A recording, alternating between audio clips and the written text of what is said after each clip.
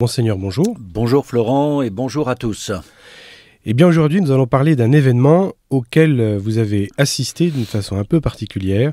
Je parle de l'Assemblée plénière des évêques de France d'automne, qui aurait dû avoir lieu à Lourdes, dans les sanctuaires, un peu désertés à cette époque. C'est toujours une ambiance très particulière, mais alors c'était encore plus particulier cette année, puisqu'elle était en ligne, confinement oblige. Oui, nous avons 2 assemblées plénières chaque année, pendant une petite semaine à chaque fois, et celle de l'automne, effectivement, était programmée pour le début du mois de novembre, et le confinement nous a contraints à rester chacun devant notre ordinateur. Alors en fait, nous avions déjà eu une expérience au printemps, à cause du confinement. Nous avions eu des tas de réunions aussi, une assemblée plénière extraordinaire au mois de juin, entre tous les évêques.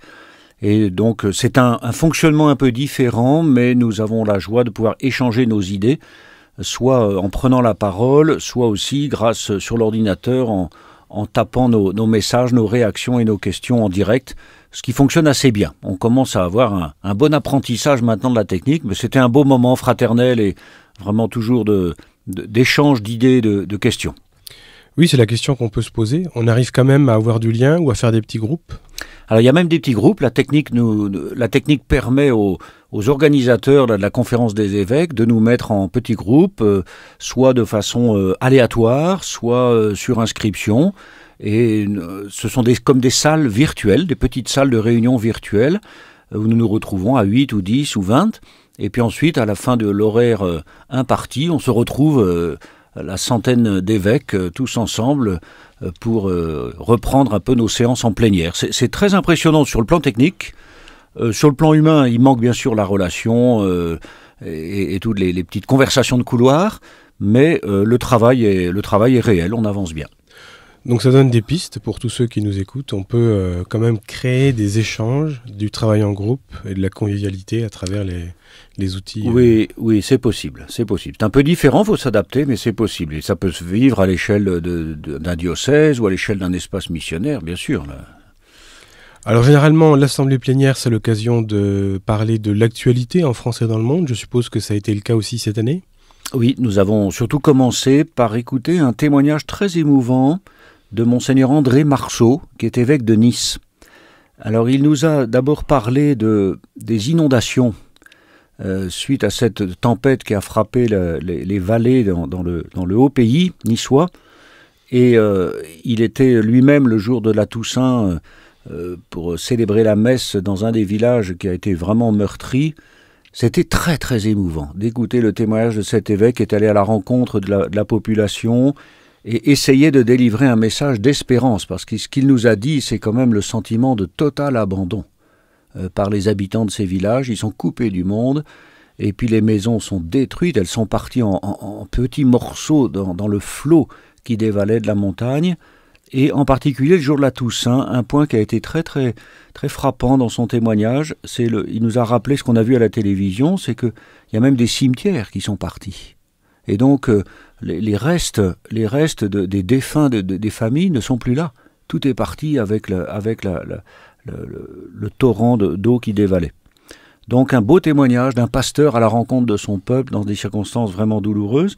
Et puis alors, en plus, il venait de vivre l'attentat à la basilique Notre-Dame de l'Assomption à Nice et la célébration de réparation pour réouvrir le lieu au culte, en nous disant tout simplement, ce lieu, il est fait pour chanter le nom de Dieu, il est fait pour recevoir la vie de Dieu. Eh bien, il fallait lui redonner, comme il y avait eu la mort semée dans cette enceinte, il fallait lui redonner sa vocation première. C'était très beau. Mais on le sentait vraiment bouleversé par ce qui est arrivé. Et puis la rencontre avec les familles, avec les autorités, avec toute la population. Je crois que vraiment l'Église est présente, là, elle nous donne un beau témoignage aussi de cet accompagnement que nous pouvons vivre. Vous avez dû parler aussi, puisque vous y étiez en plein dedans, si j'ose dire, du confinement et de l'impossibilité de bouger. Et bien sûr, c'était vraiment une question d'actualité. Nous avons beaucoup débattu entre évêques et de façon très majoritaire. Je crois que l'opinion des évêques, l'idée était vraiment de déposer un référé liberté au Conseil d'État pour demander d'examiner cette question de l'interdiction faite par le Premier ministre des rassemblements dans les lieux de culte, alors qu'ils sont autorisés pour les obsèques, avec 30 personnes. Donc c'est sur un point un point de loi, de la question de la séparation des églises et de l'État. Il ne s'agissait pas pour nous de nous affranchir du contexte sanitaire et des mesures à prendre, bien sûr, et on le fait d'ailleurs depuis des mois très loyalement, mais de poser vraiment, d'interpeller l'État en disant il y a séparation, comment l'État peut-il s'occuper d'organiser le culte ? Nous sommes capables de faire un enterrement avec 30 personnes, et bien on est capable aussi de célébrer le dimanche avec 30 personnes. Voilà. Ce sont des questions comme ça qui ont été posées. On sait que le Conseil d'État n'a pas donné de suite, mais si, la suite, c'est qu'il y a des discussions qui sont ouvertes avec le gouvernement et les autorités pour aménager un peu tout cela. Oui, parce qu'il n'a pas répondu sur le fond, il a répondu sur l'urgence et sur des mauvais comportements constatés. Voilà, c'est contextuel. C'est contextuel, c'est la gravité de la propagation de l'épidémie et puis certains comportements constatés en certains lieux, ça a été rapporté au juge forcément. Et d'ailleurs c'était assez curieux parce que ça peut être aussi dans des lieux qui sont tenus par certaines personnes qui déposaient aussi des référés liberté devant le Conseil d'État. En tout cas c'est vraiment l'occasion de nouer le dialogue, nous ne sommes pas en rébellion.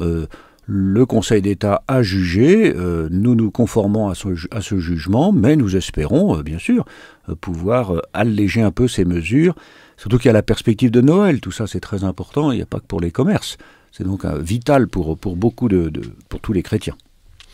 Alors une autre question qui vous a occupé un petit peu, c'est quand même si ce n'est pas la première fois, je crois que c'est l'aboutissement d'un processus, c'est la question de la formation des séminaristes. Oui, c'est ça. Tous les hommes qui sont dans les séminaires, les instituts de formation en vue de devenir prêtres, il y a 3 ans, la Congrégation pour le clergé a publié un texte qu'on appelle la Ratio Fundamentalis, c'est-à-dire la règle fondamentale, normative, pour organiser la formation des futurs prêtres.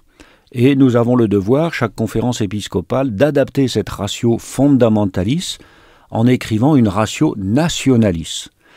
Et donc c'est le travail que nous faisons depuis 2 ans et demi maintenant, après avoir rencontré le secrétaire de la Congrégation pour le clergé il y a 2 ans à Lourdes.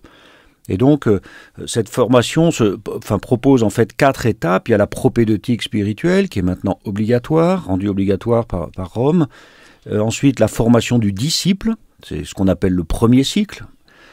Ensuite une période de configuration au Christ, avec un débat sur sa durée, entre 3 ans ou 4 ans. Et puis ensuite, l'année diaconale pour les diacres en vue du sacerdoce, qu'on appelle la synthèse vocationnelle. Voilà. Donc nous avons encore travaillé, c'est surtout cette succession des étapes et les critères de passage d'une étape à l'autre. Et donc la commission des évêques chargée de tout cela va faire encore un retour à Rome et présenter notre proposition de texte qui sera validée ensuite par les évêques de France. Vous auriez dû être à Lourdes, et Lourdes est aussi au cœur de l'actualité puisque les sanctuaires ont changé de statut. Est-ce que vous pouvez nous en dire 2 mots ? Oui, encore un sujet que nous avons travaillé. Les sanctuaires de Lourdes, le sanctuaire de Lourdes a changé de statut. De sanctuaire diocésain, il est devenu un sanctuaire national parce que, en dialogue avec Rome, il a été estimé que, comme le sanctuaire de Lourdes concerne tous les diocèses de France finalement, toute l'Église de France a son rôle à jouer pour le développement et la vitalité missionnaire du sanctuaire de Lourdes. Donc plutôt qu'il ne soit confié qu'à la vigilance de l'évêque de Tarbes et Lourdes, il sera sous la responsabilité donc première de l'évêque de Tarbes et Lourdes, mais avec un conseil épiscopal, d'autres évêques qui vont l'aider et l'assister pour développer cette dynamique. C'est cela finalement, c'est une question de forme juridique, mais importante sur le plan pastoral, pour que ça ne soit pas que à la charge de l'évêque de Tarbes et Lourdes, vu l'ampleur du sanctuaire et son rayonnement national et même international. Alors l'Église de France poursuit aussi sa réflexion sur sa conversion écologique, entamée l'année dernière avec un mode de fonctionnement un peu particulier, une première dans l'histoire de l'Assemblée plénière, c'était la présence d'invités. Ça n'a pas pu se faire sur place. Est-ce que ce principe a été maintenu en ligne ? Il a été maintenu en ligne. Chaque évêque avait 2 invités. Pour ma part, j'avais invité 2 agriculteurs de notre diocèse, dans la Marne, et nous étions en ligne, donc par le même procédé que nous évoquions tout à l'heure, pour des réunions en plénière, des petites conférences, et puis ensuite des ateliers dans lesquels nous étions 7 ou 8, pour échanger toutes sortes d'idées. Donc ça a été vraiment un bon moment de partage, en écoutant un responsable des chambres d'agriculture, un jeune agriculteur qui d'ailleurs était lui-même en direct avec son casque sur les oreilles et creusant la terre pour nous montrer ce qu'il y a dans le sol. Enfin, c'était très intéressant. Une responsable syndicale de l'agriculture, la FNSEA, et puis un député aussi très marqué dans sa jeunesse et sa formation par le MRJC et le CCFD. Donc on avait un peu toutes les idées qui étaient exprimées. C'était vraiment intéressant, de beaux échanges. Et nous avons encore des réunions là au courant novembre, encore en visioconférence, pour essayer de faire émerger des idées un peu plus concrètes et pratiques à mettre en œuvre dans tous nos diocèses. Enfin, je crois que c'est vraiment une belle démarche sur la façon dont elle fonctionne, avec les évêques et des invités, et en même temps, cette démarche de l'écologie intégrale, en réfléchissant à toutes les dimensions. Là, c'était agriculture et nourriture. Un dernier sujet que vous avez abordé, un peu plus grave celui-là, c'est la fin de la période d'audition de la commission Sauvé, la CIAZ, qui a reçu à peu près 6500 témoignages de personnes ayant vécu des abus dans l'Église depuis 1950. C'était la date de début qui avait été choisie.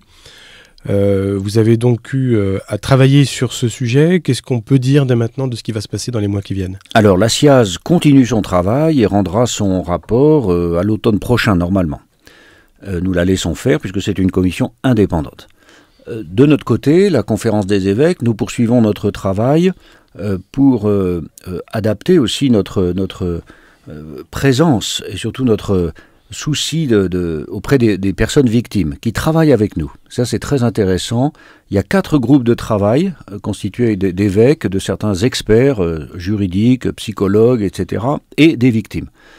Donc nous travaillons la question de la prévention de tous ces abus, de tous ces actes de pédocriminalité qui ont tellement défiguré le visage de l'Église. Nous travaillons aussi à une question de comment garder la mémoire. Comment garder, sans se fermer, sans se voiler la face, comment garder la mémoire en un lieu bien déterminé. La question aussi de l'accompagnement des auteurs d'actes pédocriminels. Il y a des prêtres qui ont été reconnus coupables, qui ont purgé une peine de prison. Quand ils sortent de prison, comment fait-on? Comment les accompagne-t-on? Ils sont là.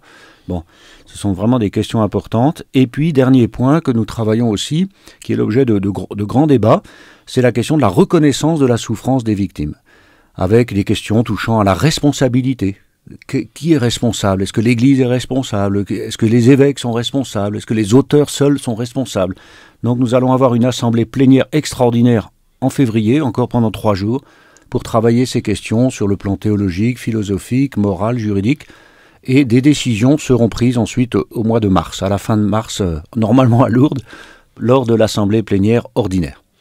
Bien, nous en reparlerons d'ici là. Monseigneur, merci beaucoup. Merci, ça m'a permis de rendre compte de ce gros travail.